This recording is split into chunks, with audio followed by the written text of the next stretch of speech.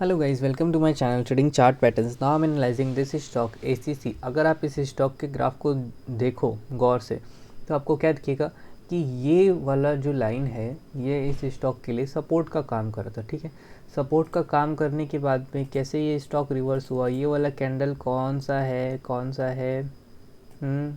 सा है ये वाला कैंडल। आप लोग इस कैंडल के बारे में अगर जानते हो तो बताना ज़रूर कमेंट सेक्शन में। ये कैंडल बना और उसके बाद में स्टॉक अपसाइड रिवर्स हो गया। ठीक है, अब रेजिस्टेंस के बारे में देखो, ये एक रेजिस्टेंस था, ये एक रेजिस्टेंस था।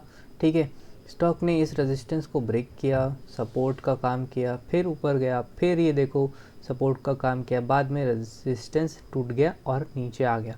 तो इस सपोर्ट से वापस आप अपसाइड गए। ठीक है, तो कल की जो कैंडल है, कल की जो ये वाली कैंडल है, इसका कोई वैल्यू उतना अच्छा खासा नहीं है। ठीक है, उतना अच्छा खासा वैल्यू नहीं, क्योंकि ये सिर्फ 1 आवर का ही डेटा देती है। ठीक है, कल क्या ऐसे हुआ। अब नेक्स्ट क्या हो सकता है कि स्टॉक वापस से रेड कैंडल बना के नीचे भी तो आ सकता है ना। तो अगर रेड कैंडल बना के नीचे आ गया तो हम लोग क्या करेंगे, तो फिर इसको हम लोग को बोलना पड़ेगा कि ये तो अब इवनिंग स्टार हो गया। ठीक है, ये एक अलग तरीका हो गया, लेकिन अभी हो क्या सकता है वो देखो। तो आपने पहले सपोर्ट और रेजिस्टेंस फाइंड आउट करना है डेली में। ठीक है, तो अभी नया रेजिस्टेंस किधर है हॉरिजॉन्टल, वो है इधर। ठीक, इस रेंज में और इस रेंज में। तो ये पूरा क्या हुआ हमारा रेजिस्टेंस जोन। ठीक, शॉर्ट कहाँ करेंगे, इधर में शॉर्ट नहीं करेंगे। ठीक है, शॉर्ट इधर पे नहीं करेंगे। शॉर्ट अगर थोड़ा सा और ऊपर जाएगा, इस रेजिस्टेंस के पास में कोई शूटिंग स्टार बने, ठीक है, कोई बियरिश एंगल्फिंग बने, ठीक है, कोई अब मान लो हैंगिंग मैन बने, ठीक है, बड़े टाइम फ्रेम में, एग्जांपल आवरली 4 आवरली में, तो हम लोग शॉर्ट करने का सोचेंगे। अभी इधर पे शॉर्ट नहीं है। ठीक है, ये हुआ डेली का कैंडल स्टिक देख के। ठीक है, आ जाओ इसके डेली के वॉल्यूम में। ठीक है, तो आ जाओ वॉल्यूम में।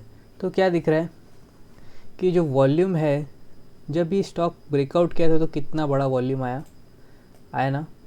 ठीक है, अभी जब ये नीचे साइड में आया तो कितना बड़ा वॉल्यूम आया, ये वाला देखो, ये वाला वॉल्यूम कितना बड़ा वॉल्यूम आया। मींस यहाँ पे सेलिंग हुआ, बड़ा सेलिंग यहाँ पे हुआ। लेकिन अब क्या हुआ है सोचो, जो बड़ा सेलर यहाँ पे मार्केट में एंट्री लिया था, ठीक है, इस बड़े सेलर को स्टॉप लॉस दिलवा दिया गया। या इस बड़े सेलर ने यहाँ पे अपना प्रॉफिट बुक कर लिया, हो सकता है ना। अभी मार्केट जो अपसाइड जा रहा है, तो इस केस में देखो कि यहाँ पे इस केस में कोई बड़ा वॉल्यूम नहीं है। ठीक है, इस केस में कोई बड़ा वॉल्यूम नहीं है। यहाँ से जो वॉल्यूम डिक्रीज़ हुआ है वो डिक्रीज़ होके रखा है। अब क्या होगा, अब अगर बड़ा अपसाइड जाना है या बड़ा डाउनसाइड जाना है तो एक बड़ा वॉल्यूम आएगा। ठीक, अब देखो 15 मिनट का ग्राफ देखो, क्या हो रहा है, वॉल्यूम ड्राई अप, स्टॉक कहाँ जा रहा है, ऊपर। 15 मिनट में वॉल्यूम ड्राई डाउन, स्टॉक कहाँ जा रहा है, ऊपर साइड। ठीक है, मतलब क्या हो रहा है, क्या ये वॉल्यूम बेस्ड बाइंग हो रहा है, नहीं। तो ये क्या हो रहा है, बस बाइंग हो रहा है। क्या इसमें वॉल्यूम सपोर्ट कर रहा है, बड़ा बड़ा कोई वॉल्यूम आ रहा हो, एकदम बड़ा अच्छा खासा वॉल्यूम आ रहा हो, 2 3 4 कैंडल, नहीं, ऐसा कुछ नहीं आ रहा है। सिर्फ यहाँ पे देखो छोटा सा आया, लेकिन कैंडल कितना छोटा छोटा बना है। बड़ा कैंडल कोई नहीं है यहाँ पे।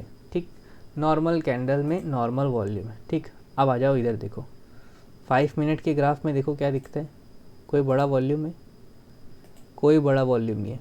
जबकि यहाँ पे छोटा छोटा सेलिंग वॉल्यूम ज़रूर आया था, जो कि कब के दिन था, 3 तारीख को, मुहूर्त ट्रेडिंग के पहले वाले दिन। यहाँ पे सेलर लोग एक्टिव हुए थे इस प्राइस पे। अब ये क्योंकि मुहूर्त ट्रेडिंग वाला दिन था बोल के स्टॉक ऊपर चला गया, बहुत ज़बरदस्त तरीके से बाइंग हुआ होगा, या कोई भी XYZ रीज़न। ठीक है, नाउ अब क्या हो सकता है, ठीक है, अब देखिए इस पे लगाते हैं अपने वॉल्यूम को हटा के।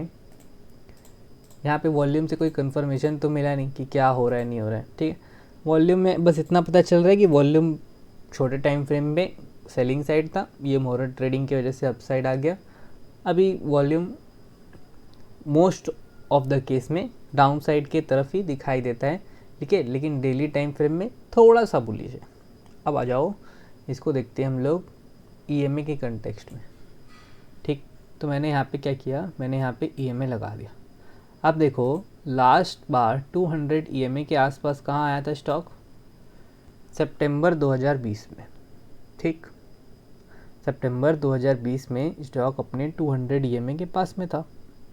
यहाँ से नॉन स्टॉप 365 दिन से ज़्यादा, करीब करीब 400 दिन, अगर आप इसको बार्स में काउंट करोगे तो यहाँ पे बार्स में काउंट कर लो। ठीक है, तो यहाँ से टोटल 275 डेज तक स्टॉक अपने 200 मूविंग एवरेज के ऊपर है, जो कि 400 दिन का टाइम पीरियड है। इसमें से 1-2 दिन काट लो NSE, जिस दिन ख़राब चल रहा था मोहरा ट्रेडिंग काट लो, तो 3 दिन ख़राब हो गया, तो 270 दिन से स्टॉक अब बहुत ही ज़्यादा बुलिश मोड में। ठीक है, ये समझ गए। अब नेक्स्ट देखो कि क्या हो रहा है। पहले रेजिस्टेंस कहाँ था, यहाँ था। ठीक है, नेक्स्ट रेजिस्टेंस कहाँ बना, यहाँ बना। ठीक है, ये नया चीज़ सिखा रहा हूँ। पहले रेजिस्टेंस यहाँ था, यहाँ से ऊपर गया, रेजिस्टेंस लेके फिर गिर गया। नेक्स्ट रेजिस्टेंस कहाँ बना, यहाँ बना, यहाँ पे गया, रेजिस्टेंस लिया, फिर नीचे साइड गिर गया। ठीक है, तो अब क्या करेगा, देखो इस लेवल से अपसाइड गया हुआ था। ठीक है, इस लेवल से इतने ऊपर गया और यहाँ से टोटल रिवर्सल दिया। अब ये टोटल रिवर्सल देने के बाद में ये इधर तक आ गया है, तो इसके पास में रेजिस्टेंस किधर है, किधर है, किधर है, किधर है, 244 और 2458। ठीक है, तो ये 2 लेवल जो है ये इसके लिए रेजिस्टेंस है। लेकिन हम लोगों को क्या दिखाई दे रहा है कि स्टॉक जितना ऊपर से गिरा था, जितने ऊपर से गिरा था, ठीक है, उस लेवल का 70% के आसपास तो रिकवर कर चुका है। तो अगर इसमें बायर लोग नहीं होते तो रिकवर कैसे करता, तो इसमें कहीं ना कहीं बायर तो है। ठीक है, कहीं ना कहीं इसमें बायर तो है। ठीक है, लेकिन ये बायर लोग का स्टॉप लॉस किधर होगा। ठीक है, अब आ जाओ स्टॉप लॉस देखने पे, तो इन सब बायर लोग का स्टॉप लॉस किधर है। किसी का स्टॉप लॉस देखो इसके नीचे होगा, किसी का स्टॉप लॉस इसके नीचे होगा, किसी का इसके नीचे होगा, ऑब्वियस।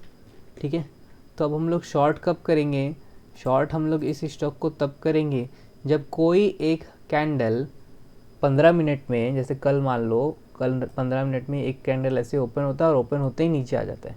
ठीक है, तो जिसको ओपन एट हाई कैंडल बोलते हैं, जिसका ओपन और हाई दोनों सेम होता है। अगर इस स्टॉक में ओपन और हाई दोनों सेम हुआ 2-3 दिन में, या यहाँ कहीं ऊपर जाके ओपन एट हाई अगर सेम हुआ, ठीक है, और फिर ये स्टॉक 15 मिनट के लो के नीचे गया, तो हम लोग इसको शॉर्ट कर सकते हैं। ठीक है, इसमें शॉर्ट करने का वैल्यू क्या है, देखो शॉर्ट करने का सिर्फ 2 वैल्यू है। ठीक है, ये वैल्यू जो है, ये वैल्यू, एक ये वैल्यू, ठीक है, एक ये वैल्यू 2486 और ये वैल्यू 2456। ठीक है, तो इन दो प्राइस पे सेलर लोग एंट्री लेंगे। सेलर एंट्री 2510 पे नहीं लेगा, सेलर एंट्री इस स्टॉक में 2510 पे नहीं लेगा। पूछो क्यों, क्योंकि 2510 तो फिर बहुत ज़्यादा एग्रेसिवली शॉर्ट करना पड़ेगा। सबसे पहले सेलर एंट्री लेगा इधर, ठीक है, 2556, फिर उसके बाद में सेकंड एंट्री लेगा 2486। तो इन दोनों प्राइस पे सेलर चाहेगा कि मैं इस स्टॉक को नीचे गिराऊं। ठीक है, और अपने को भी उस बड़े सेलर के साथ में बैठ जाना है। ठीक है, अगर अपने उस बड़े सेलर के साथ में बैठ गए, कोई यहाँ पे प्राइस एक्शन बने, ठीक है, और अपने उस बड़े सेलर के साथ में बैठ जाएं, तो अपना काम बन जाएगा। तो ऐसे क्या करो, इस स्टॉक को पहले ऊपर ऊपर ऊपर ऊपर जाने दो। ठीक है, पहले इसको इधर से और ऊपर तक जाने दो, फिर उसके बाद में कोई बुलिश बियरिश एंगल्फिंग कैंडल वगैरह कुछ बनाए और उसके बाद में नीचे साइड गिरे तो इसको शॉर्ट कर दो। ठीक है, तो ये एक छोटा सा एनालिसिस था एसीसी के लिए। ये इंट्राडे का ट्रेड हो गया। ठीक है, अब आ जाओ इन्वेस्टमेंट पर्पस, कि जिसका हम लोग इन्वेस्टमेंट पर्पस पे इंतज़ार कर रहे हैं। तो इस स्टॉक का इन्वेस्टमेंट पर्पस का प्राइस क्या हो सकता है। ठीक है, तो देखो ये जो लाइन है ना, ये तो श्योर शॉर्ट है कि रेजिस्टेंस है। ठीक है, ये तो श्योर शॉर्ट है कि रेजिस्टेंस है। स्टॉक भले ही इसके ऊपर चला गया, पर मुझे नहीं लगता है कि इसके ऊपर में सस्टेन करेगा, ये फिर से दोबारा ऐसे टक से घूम के वापस नीचे साइड आ जाएगा, ठीक है। अगर सस्टेन कर भी गया तो लगता है कि इस रेजिस्टेंस से गिर जाएगा, ठीक है। तो गिरेगा कुल मिला के, लेकिन अच्छा प्राइस कहाँ है इन्वेस्टमेंट करने का? 200 EMA। तो अराउंड 2100 या ये वाला जो रेट है, इस रेट के आसपास आप ACC में इन्वेस्टमेंट कर सकते हैं। एक बार इसको फिर से ऐसे घूम के नीचे साइड में आने दीजिए, ठीक है। तो जब 2184 या 2142 के आसपास या 200 EMA के आसपास आके टच करके बुलिश कैंडल बनाएगा तो आप इन्वेस्टमेंट के लिए अपने हाथ को आगे बढ़ाना। लेकिन जब तक 200 EMA नहीं आता है, नहीं टेस्ट करता है, कोई कदम आगे मत बढ़ाना, ठीक है। तो this is my short analysis for ACC। Thank you for watching.